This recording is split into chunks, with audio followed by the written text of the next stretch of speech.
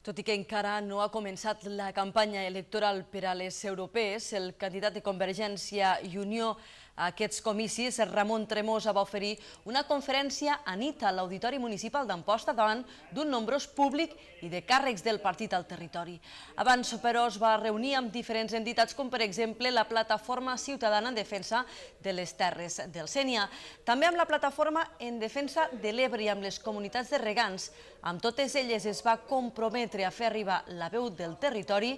a Europa. Em sorprèn molt l'opacitat total del govern espanyol i també, com en el cas del Banc Europeu d'Inversions, com també hi ha hagut preguntes fetes per escrit que no han tingut contesta. Per tant, aquí el que cal és estar molt a sobre.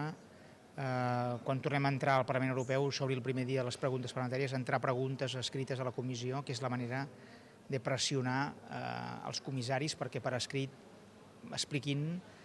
les explicacions que donin o bé justifiquin la no resposta. M'he compromès a mantenir la unitat d'acció de tots els diputats catalans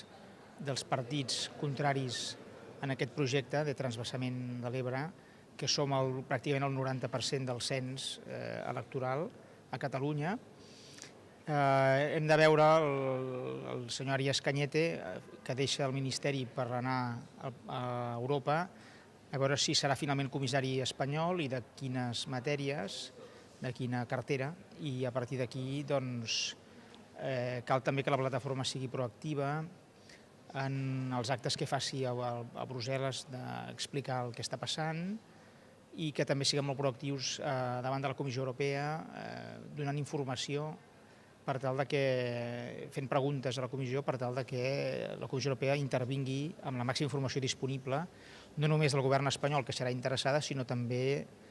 de la part dels catalans que tenim un interès en la preservació del Delta de l'Ebre. No pot ser que el comissari no doni respostes clares sobre això, que no hi hagi una posició molt clara en defensa de la contribució mediambiental que fa el Delta. És a dir, clar, aquí una solució molt clara seria dessecar totalment moltes hectàrees per evitar que es reproduís el cargol poma, però clar, llavors perdríem tot el valor mediambiental que té per les aus i per moltes altres espècies el Delta de l'Ebre. Llavors hem de fer que la Comissió Europea posi en valor això i que puguem erradicar d'una sola vegada i en els propers mesos tantes hectàrees com faci falta de cargol poma i no fer